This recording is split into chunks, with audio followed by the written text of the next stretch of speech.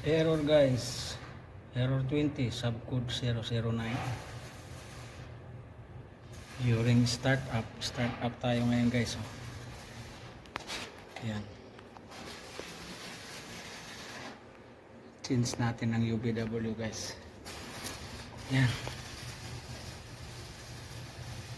Change UBW tayo guys. Ang connection natin is brown, black, gray. UBW natin is brown, black, gray. Change natin yung black at saka brown guys. Pag mag normal yung subcode 009. Okay, change natin guys. So now na change na natin guys. Kanina is brown, black, gray. Ngayon is black, brown, gray na siya. So on natin ulit guys. Tapos try natin ulit kung mag error 20 pa rin.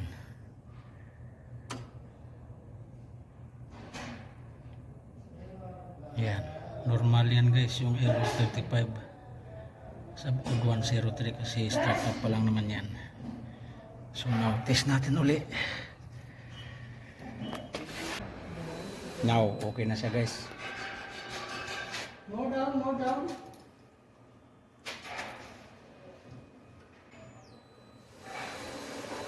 Okay.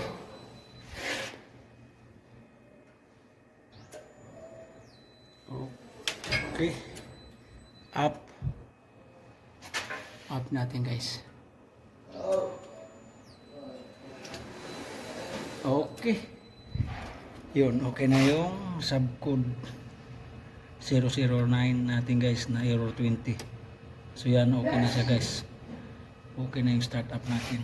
Ito na naman yung nahuwagang pendant natin. Oh. Ayan. Okay na siya guys. Oh. Down natin konti. Ayan. Taas natin konti kasi may scaffolding pa eh. Ayan. May scaffolding pa eh guys. Tatanggalin pa nila yung scaffolding bago natin mababa yung car frame. Tapos pa-platform na sila.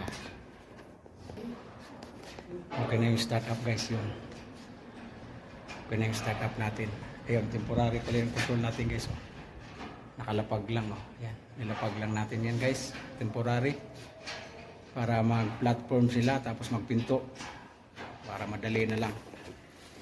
Yan. Kaya yan, temporary lang guys. Control natin yan. Ayan yung temporary supply natin. Yan. Dito kasi yan nakalagay yung control guys. Kakabit natin. May mga ano na sila guys. Pero wala namang supply pa yan. Oh. Mga main breaker na sila. Oh. Para pa-supply yan. Kaya ayan yung temporary natin.